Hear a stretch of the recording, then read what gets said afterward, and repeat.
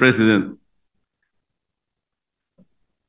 in several decisions of the Supreme Court, the Office of the Ombudsman was admonished for grave abuse of discretion, for acts of bending or twisting the law to expand its powers.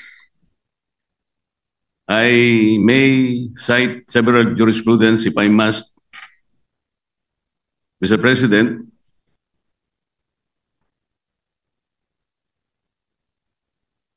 If I will be required.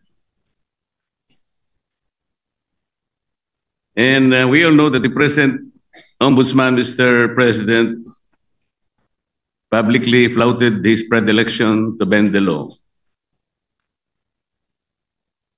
Does he believe that these decisions of the Supreme Court are wrong and he is not bound by these decisions? Mr. President, the new ombudsman intimated to me that his direction is to abide by the Supreme Court decision, and the rule of law is supreme. And therefore, is not correct, and there is no basis for flouting those statements publicly declared that bending the law is all right, provided that he is not breaking the law. Mr. President, it's a figure of speech, Mr. President. Mr. President, why figure of speech?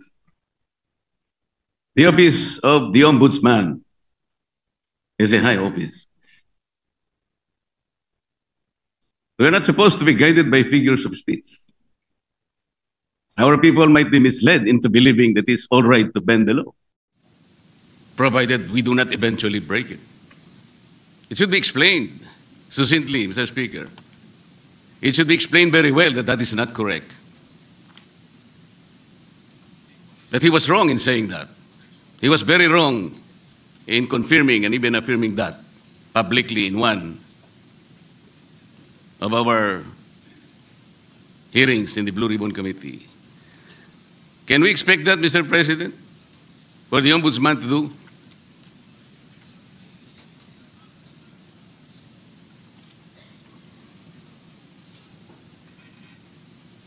One minute suspension, Mr. President. Session suspended. Ombudsman right now, he intimated to me that he is very strict in not bending the law. In fact, he also intimated that he will abide by the Supreme Court ruling, as he believes that the rulings are forms part of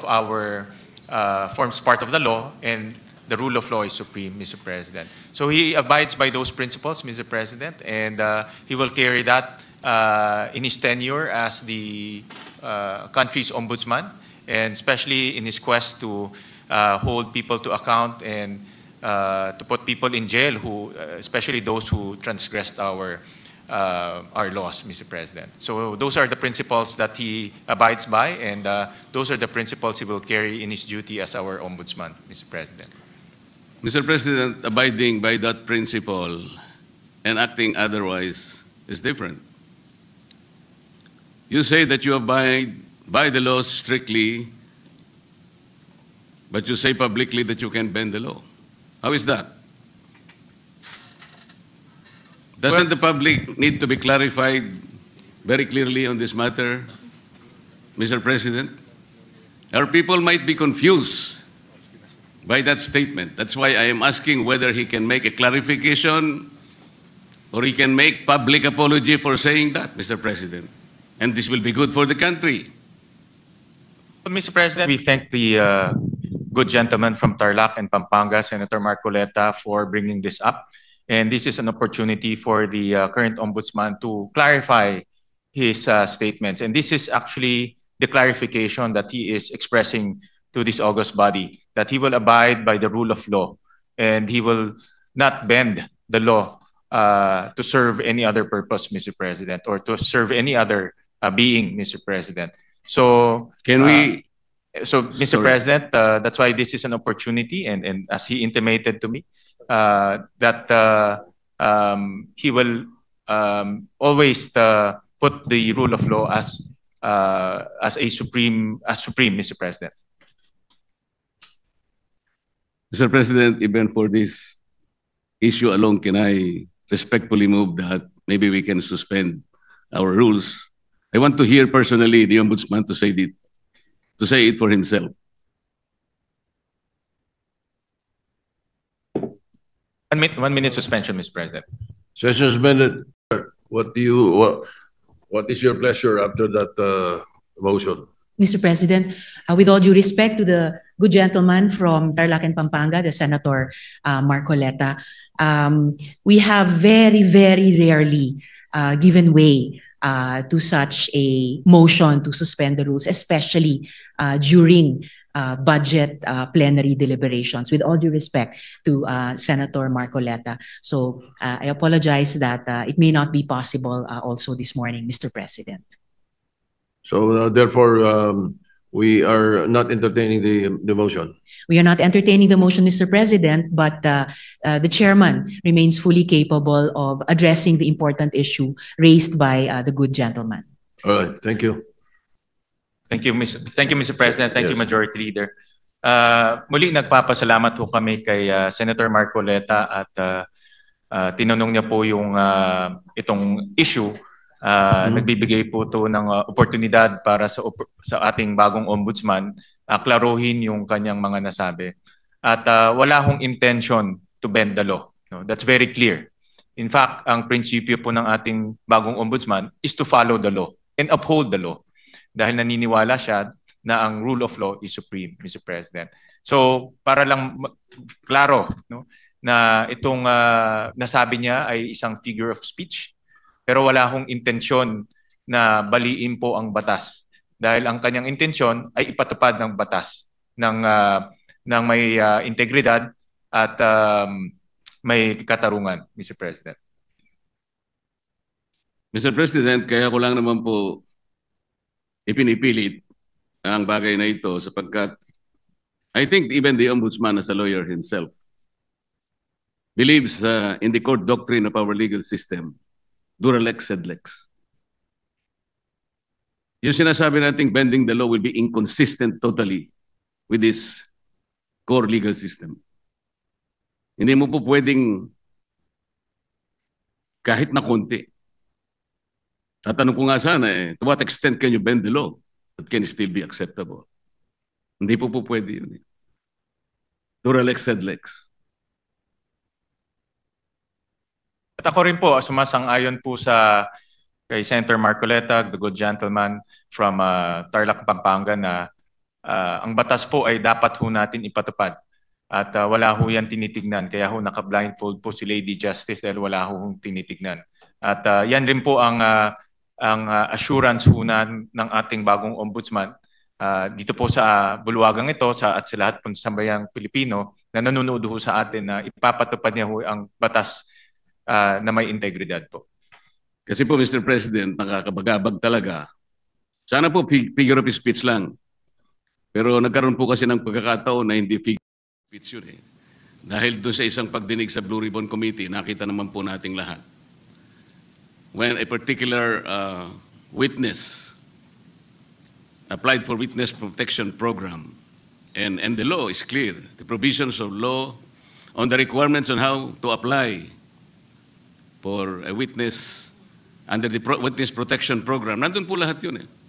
The enumerations, the requirements are exclusive. Pero sinabi po ng ating ombudsman, then the Secretary of Justice, pinipilit po merong restitution.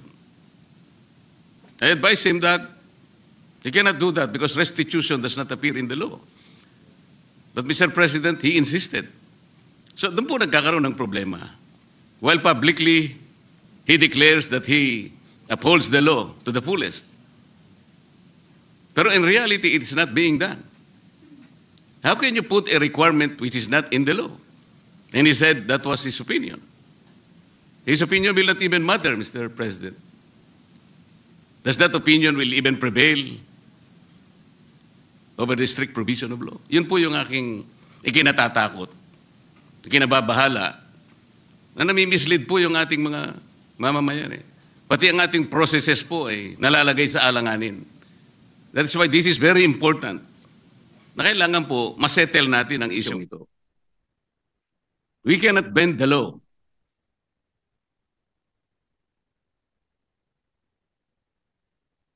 Kasi po, kapag pinanatili natin yun, it is as if the ombudsman has the power to refine the law or even revolutionize the law. No one can do that, Mr. President.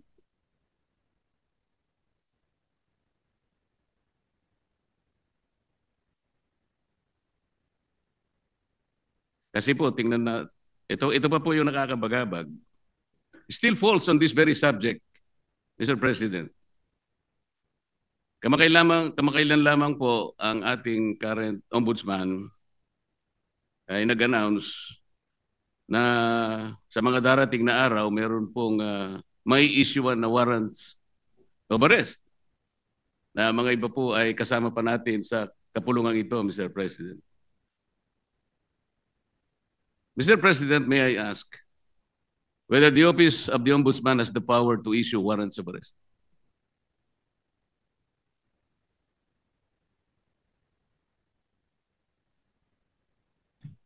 No, Mr. President.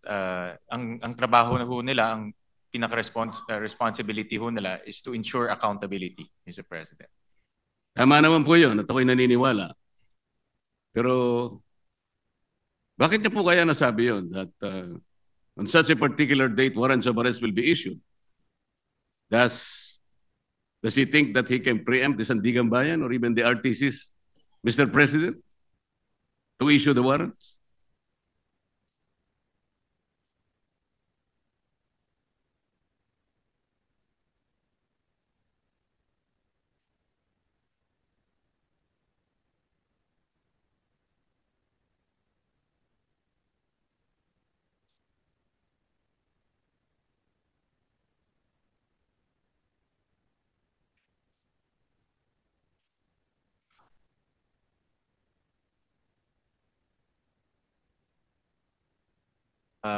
Mr. President, this is a indicative timeline. Meron ho kasing sinusundan ng ombudsman na timeline at base po doon sa mga nakita nilang ebidensya, nakita ho nilang mga krimen na ginawa po ng iba't ibang personalidad.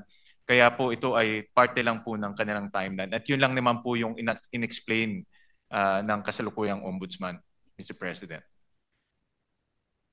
Mr. President, the Office of the Ombudsman is following a timeline. So paano po niya nasabi na on December 5th? Ano na yun? Anong date po ba yun? Ito po yung nakakatakot, Mr. President.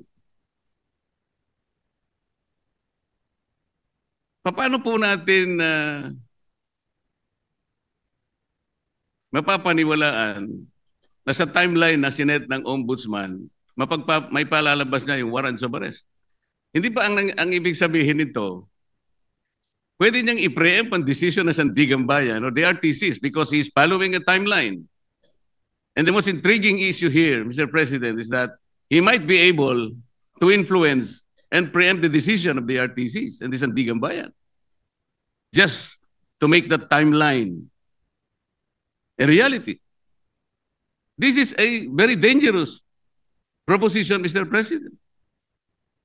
But Mr. President, hindi naman po, no, dahil alam naman ho natin ang Sandigan ay under the ambit of the judiciary.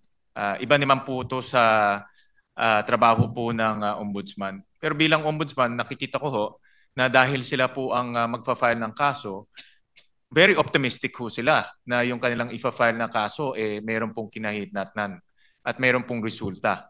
So yung resulta na gusto ho nilang mangyari ay mag-issue ho ng warrant of arrest. So, kasi very confident sila na yung kaso ay matibay. At very confident ho sila na yung ebidensya ay matibay. At yun din po ang gusto natin lahat. Ako po, very hopeful rin po ako na yung kanilang kaso at kanilang ebidensya ay matibay dahil ako rin po bilang isang Pilipino, gusto ko rin pong managot yung mga taong dapat managot. Pare-pare po natin gusto mapanagot natin ang may kasalanan, Mr. President. Wala pong debate doon. Hindi po yun ang punto ng pagtatanong nito, Mr. President. But the ability of the Office of the Ombudsman to predict even the timeline when the warrants of arrest can be issued is something that is troubling, Mr. President. Parang ang mangyayari, ayaw ko mang isipin yun. Ayaw ko rin naman talagang mangyari yun. Somebody can even preempt or influence the time when the RTC or the Sandigan Bayan may eventually issue the warrants of arrest. Sana wala nang ganung klaseng announcement Kasi nakakapagduda kasi, Mr. President. Tingnan po ninyo, when the Sandigan Bayan or the RTCs eventually issues the warrants of arrest, do you think the persons or kung sino man yung involved na yun, that the Office of the Ombudsman wants to be arrested, pwede nilang questionin yung impartiality ng Sandigan Bayan or even the RTCs? Because there was already a timeline announced by the office. This is the thing that is very intriguing, Mr. President. Well, Mr. President, with all due respect to the esteemed senator from Tarlac and Pampanga, with all due respect po, ito ay isang indicative timeline na tinitignan ho nila. Wala ho silang control sa magiging desisyon ng Sandigan. Wala ho silang control kung ano po magiging takbo sa Sandigan. Pero base po sa kanilang experience at base po sa kanilang pag-ayos ng kaso, lalo na po sa pagtingin po sa ebidensya, ito po yung tinitignan nilang timeline na pwedeng mangyari. Pwede rin ho yan hindi mangyari.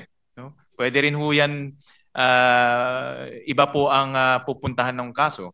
Pero naglalagay lang ho sila ng timeline para po makita naman ho nila kung ano po ang magiging takbo po ng kaso. At marami hong ganun. Actually, marami, pag nanonood po ako ng mga political shows sa YouTube, marami pong mga political analyst, mga legal analyst, sinasabi ho nila ano po ang magiging takbo ng kaso, kailan po may makukulong, kailan po may i-issue ng mga warrant of arrest. Yan po ay based on their analysis and experience. Pero wala hong assurance, hindi ho yung magiging 100% na ganun po ang kinahinatnan po niyan o ganun po ang kalalabasan. Ganun din po sa ombudsman. Ito po ay sa kanilang tingin ay posibleng mangyari. Do you think announcing a particular timeline, Mr. President, is even necessary? Ito po ay for purpose of information, Mr. President, and para po mabigyan din po ang publiko ng kanilang opinion pagdating po sa magiging takbo po ng kaso. Mr. President, ang sinasabi po ng representasyon na ito, hindi naman kailangan pang i-announce yun Dahil magkakaroon lang po ng pagdududa ang ating mga mamamayan, lalong-lalo na po yung mga taong gusto nating ipa-aresto, sapagkat hindi naman kailangan na mag-announce pa. Kasi kapag sinabi mong meron po kaming timeline, parang siguradong-sigurado na po kasi ng opisina ng ombudsman na talagang mag-i-issue yung either the Sandigan Bayan or the RTC doon sa panahon na kanyang tinutukoy. Di ba, may isip ninyo, nasa ilalim pala ng impluensya ng ombudsman o ng RTC, ang mga korte, nai-impluensyahan pala ng ombudsman ng mga korte. Ganun po yung magiging maaaring isipin. Maaaring hindi totoong yun ang gustong gawin ng ombudsman. At naniniwala naman ako na hindi niya intention yun. Ngunit para bigyan po ninyo ng pagdududa ang ating mamamayan, lalong-lalo na po yung mga taong involved nga at gusto nyo ipa-aresto, parang hindi kailangan pong mag-announce pa That is the only point, Mr. President. Yeah, I'm sure andito po ang ating ombudsman at nakikinig ho siya sa mga suhestyon ng ating senador at bibigyan ho nila yan ng konsiderasyon. Salamat po sa sagot. Mr. President, yung ating pong deputy, ano yung tawag doon? Deputy Overall Ombudsman ay taga-Bisaya, Mr. President.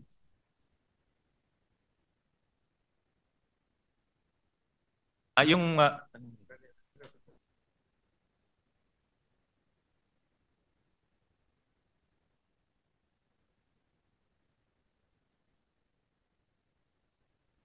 Taga Mindanao po yung ating current Deputy Ombudsman. Tama ho kayo. Overall Deputy Ombudsman. Overall Deputy Ombudsman is from Mindanao, but he is also the Deputy Ombudsman for the Visayas, Mr. President. Opo, tama ho. So, yung acting po, yung acting. The overall Deputy Ombudsman and also the Deputy Ombudsman for the Visayas regularly travels from his place to Luzon, and nga magastos po yun. Necessary po ba na sino po nagmamanage sa Ombudsman Office sa Cebu?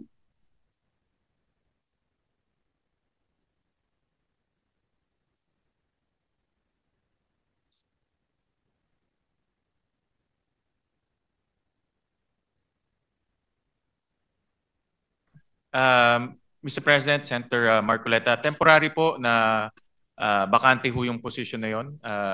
Pero later on ho, ma-filled up rin ho yung position. Pero sa ngayon po, dahil bakante ho yun, minomonitor po ng ating ombudsman itong mga opisina ito gamit po ang modernong teknolohiya tulad po ng Zoom, tulad po ng conference calling. So in other words, hands-on po ang ating ombudsman na sinisigurado niya itong mga opisina na ito ay tumatakbo ng maayos. Alin po yung bakante, Mr. President, yung overall Deputy Ombudsman o yung Deputy Ombudsman for Visayas?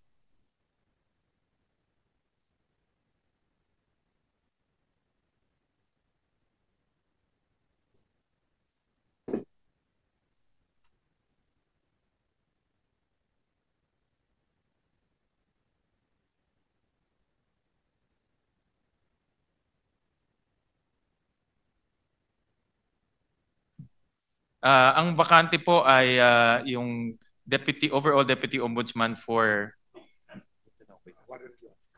ito po ang bakante po. Yung overall Deputy Ombudsman ang bakante po. Yes. Dahil po suspended yung current overall Deputy Ombudsman. Kasi po kaya ko tinatanong to, Mr. President, napakagastos po yung regularly na pagta-travel po ng Deputy Ombudsman. Galing pa siya ng Mindanao. Meron pa siyang gawain dito sa Maynila dahil nga overall Deputy Ombudsman. Naisip ko po na unnecessary expense po yan sa opisina ng Ombudsman. Ang direction po ng ating bagong Ombudsman ay talagang gawing episyente po ang opisina. Natural lang naman po kung may bagong liderato, inaayos niya yung kanyang opisina sa nakikita niyang pinaka-episyenteng struktura, Mr. President. So, hindi naman po nila intention na maging bakante to at later on rin po ay malalagyan din po ng tao. Pero tinitignan nila kung anong pong paraan o anong pong structure ang pinaka magiging episyente po para po sa Ombudsman offices, Mr. President. Mr. President, bago po naging Ombudsman, ang aking kaibigan, siya po ay magkaibigan naman tayong dalawa. Ikaw naman, dinideny mo yata eh. Yun nga sinasabi ko, kaibigan pala kayo. Yun nga sinasabi ko. Narinig niyo yata ako, Senator Marcoleta. Bago po siya naging Ombudsman, Mr. President, siya po ay kalihim po ng ating Department of Justice. Yun naman pong, dahil nag-retire po yung ating dating Ombudsman, Samuel Martires, nagkaroon po ng acting Ombudsman. Siya po ay si overall Deputy Ombudsman Dante Vargas. Kapangalan ko pa siya. Nasaan po siya? Salamat po. Nandito ho siya. Siya po ngayon ang Deputy Ombudsman for Visayas and acting overall Deputy Ombudsman. Concurrent ho Yes, siya. Mr. President. For now. Yes, I know that. Ang itatanong ko po ay, nung siya'y acting overall Deputy Ombudsman, at sa panahon na yon ay applicant naman po ang aking kaibigan for ombudsman na nabakante nga po ay gumawa siya ng isang bagay na medyo napaisip ako, Mr. President. Ang tinutukoy ko po ay yung isang office order na kanyang pinalitan. Ang office order na ito po ay kinapapalooban ng parang double docketing. Ngayon, nung siya po ay acting na ombudsman, inalis niya po yung dating memorandum order requiring double docketing. At siya ay gumawa ng isang parang office memo or memorandum na doon po ay pinalitan niya yung office order at may kalakip pa pong isang directive na lahat ng mga complaints, lahat ng asunto, lahat ng habla, administrative man yan, criminal o kahit ano yan, na napapaloob 10 araw bago maging effective yung kanyang order which was issued on September 17, 2025 ay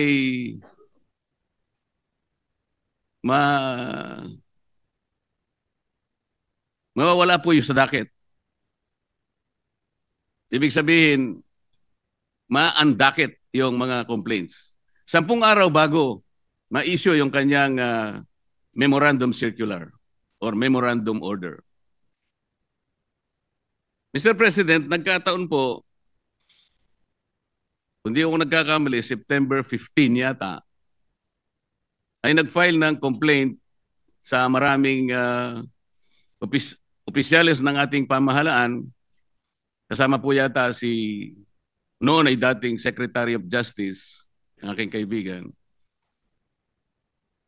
Sa makatwid, napaloob po siya doon sa 10 araw na siya sinasabi doon sa kanyang directive na mawawala po yung docket. Ang ibig sabihin po noon, Mr. President, pag nawala yung docket number, hindi na siya magiging active case kung hindi siya ay malalagay sa kategoriyaan na mga cases under evaluation. Ibig sabihin, Mr. President, wala pang active case, wala pang kaso. Sapagkat nawala ng visa yung naunang office order ng dating ombudsman Samuel Martires. Yun po ang naging daan, Mr. President, kung kaya nakapag-issue ng clearance ang opisina ng ombudsman. At dahil nga po, mistulang walang kaso laban sa aking kaibigan, nasama siya doon sa shortlist na pagpipilian ng ating Pangulo na susunod na ombudsman ng ating bansa. Mr. President, wala bang, yung pangyayaring yun ay, is there something much to be desired in the entire process, Mr. President? Parang ang nangyari, nakagawa ng gano'n yung overall ombudsman nang hindi naman maliwanag what is the visible public service na pwedeng nakamit ng ating mamamayan doon sa ginawa niyang pagpapalit ng office order. Hindi kaya lang ginawa yon para mapagbigyan ang aplikasyon ng aking kaibigan at makakuha siya ng clearance upang sa ganon eventually he will be included in the shortlist to be submitted to the office of the President, makasama sa pagpipilian bilang ombudsman. Yun po yung aking gustong malaman, Mr. President.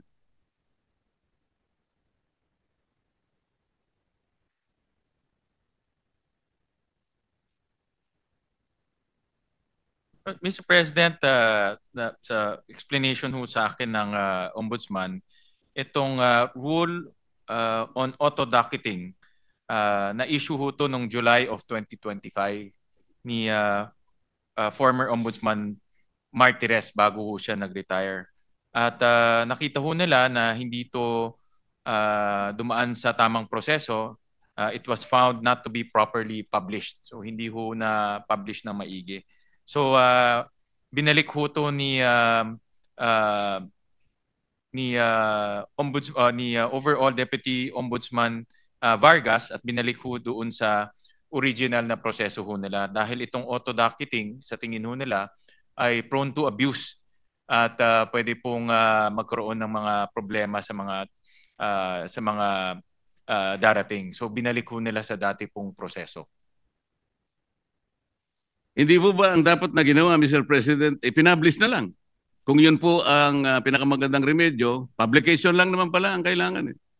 E di sana nung makita po na unpublished, kung totoo man na hindi na-publish, ipapublish lang, hindi po ba? Hindi yung totally gagawa ng isa pang panibagong memorandum na kung saan ay yung timeline na naman po ang pinag-uusapan dito eh. Bakit naman 10 araw bago lahat ng complaints na ipinail sa opisina ng ombudsman within 10 days prior to the issuance of that memorandum ay maandakit? Hindi ba parang sinadya naman para masaklaw na yung complaint ni Mayor Baste Duterte ay maisantabi at mawalan ng effect kung pag-uusapan ay yung pagiging active case? Hindi ba parang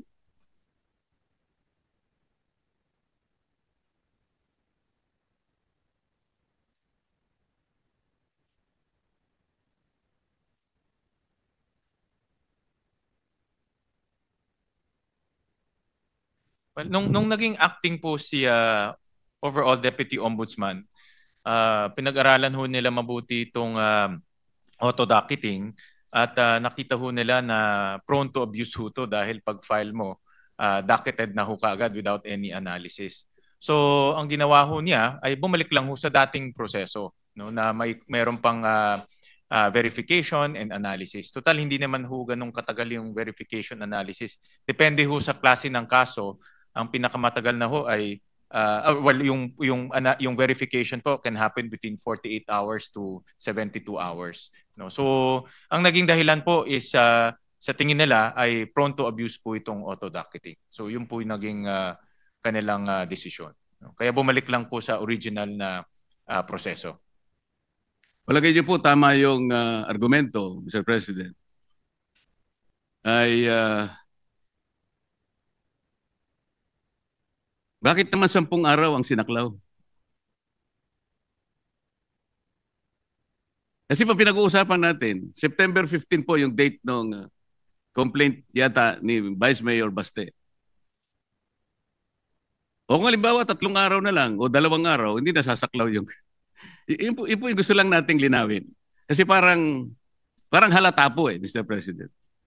Para mawala po sana yung pag-aagam-agam ng ating mamamayan na sinadya po.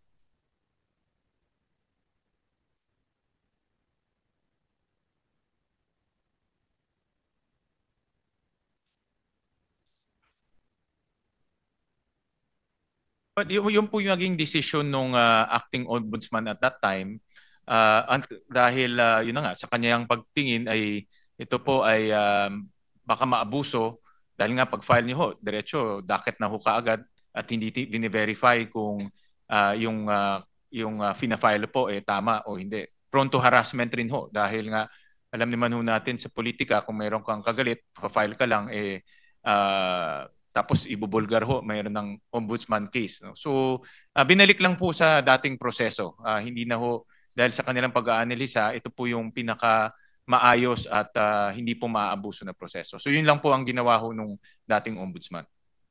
Yung acting ombudsman in particular. Sana nga po hindi na abuse ang proseso, pero hindi po malinaw na ganun ang nangyari. Halimbawa, isa pa po, yung complaints po na ipinail sa ombudsman, may kinalaman po sa mga opisyalis ng Department of Public Works.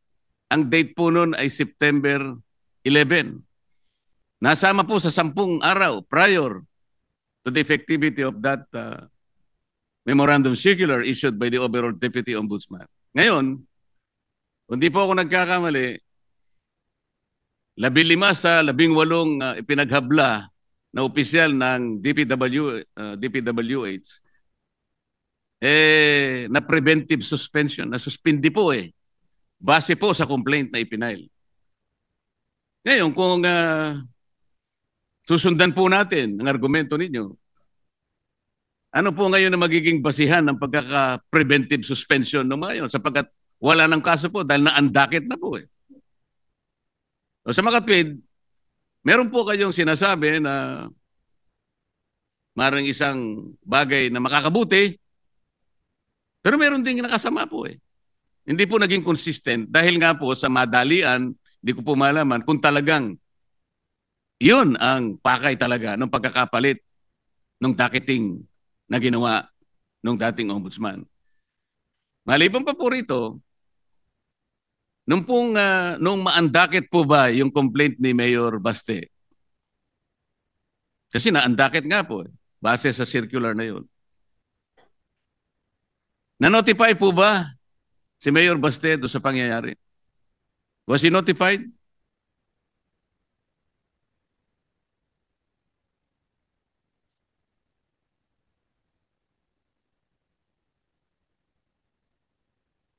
Maraming salamat po sa tanong, Senator Marcoleta. Andito po yung ating ombudsman at nakikinig ho siya sa inyong mga suggestion, lalo na doon sa mga bagay na sa tingin nyo ay hindi ho malinaw o pwede pong magdulot ng kaguluhan sa isip ng taong bayan. At siya naman po ay bukas yung kanyang isip para po maayos itong mga proseso na ito. Ngayon, in relation doon po sa inyong tanong, yung DPWH cases po, eventually ito po ay nadakit at iniimbestiga na ho. No? So, itong mga final po na cases ay ngayon ay inimbestiga na at iniimbestigahan na at eventually po ay magpa-file na rin ho sila ng mga kaso sa sandigan. So, yun po ay tumatakbo na, in other words. So pwede ho maging kampante ho tayo na hindi ho yun ay hindi, yung mga kaso ng DPWH ay hindi po nawala. Bagkus yun po ay tuloy-tuloy na inimbestigahan at magfa-file na rin po ng kaso. Hindi po, tinatanong ko lang doon, Mr. President, dahil nga po sa pangyayari na yun, hindi po naging consistent ang aplikasyon. Dahil nga, na preventive suspension yung mga opisyalis, tinatanong ko lang po, parang wala nang base sapagkat nawala po yung docket eh. Yun lang naman po yung tinatanong ko. Ibig sabihin, kung may ginawa kang isang bagay na nakabuti, meron din nakasama. Nawala ng basis din po yung kabila. Tama po. Doon po sa katanungan nyo kung na-notify si Mayor Baste, ito po ay internal process ng ombudsman. So, sa tingin ho nila ay hindi na ho kailangan i-notify. No? So, ito po itong proseso na ito, yung pagdadakit o pag-verify, ito po ay internal process ho nila. Ganun na lang po ang kanilang pangangatwiran, Mr. President. Paano naman mangingigibabaw ang isang internal process ng ombudsman? Doon po sa malakihan at napaka-importanting provision ng ating saligang batas na due process. The first requirement of due process is notice. Ibig ba sabihin po, wala man lang karapatan ng isang tao na naghabla para malaman niya kung anong kinahinatnan ng kanyang asunto? Na hindi man lang sinabi sa kanya na, yung asuntong pinail mo, inalisan na namin ang docket dahil sa mga ganitong mga alalahanin na aming nakita. Doesn't he deserve to be notified, Mr. President? Because if he was notified, he could have been given the chance to file a motion for reconsideration, which is again a part of due process. Ang na-advise po ko ng ombudsman na itong particular na circumstance po ay nasa Supreme Court na ngayon. Subject po ito ng judicial review na final rin po ni Mayor Baste. So ano po ang ibig sabihin? Final po ni Attorney Torion, Mr. President. Ano ngayon, Mr. President?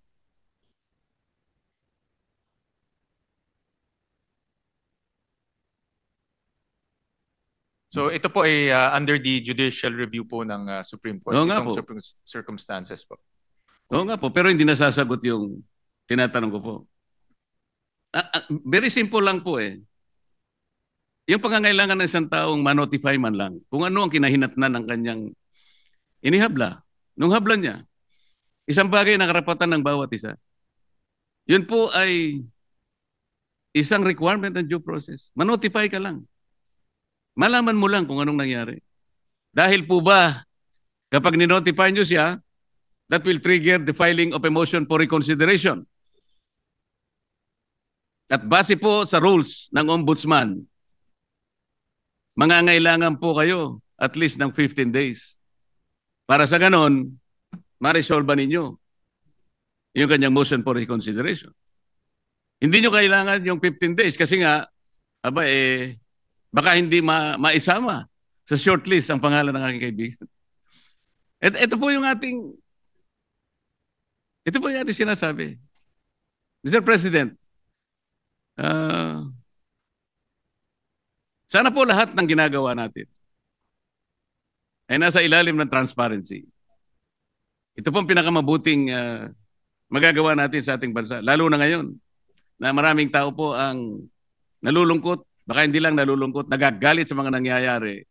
Kung hindi po tayo transparent, wala tayong kakayahan na sabihin sa kanila, ilantad, buksan sa kanila ang kaganapan ng nangyayari. We're just merely paying lip service to a very important provision of our Constitution that public office is a public trust. Maraming salamat po sa panahon, Mr. President. At sa panahon ng ating sponsor, panahon po ng Ombudsman na binigay sa akin. Salamat po. Maraming salamat po, Senator Marcoleta. At ulitin ko lang po, nandito po ang mga kawani ng Ombudsman at nakikinig ho sila sa inyong mga suhestyon, sa inyong mga mungkahi. At rest assured po na ito ay siseryosohin ho nila. Maraming salamat po, Senator Majority Leader. Marcoleta.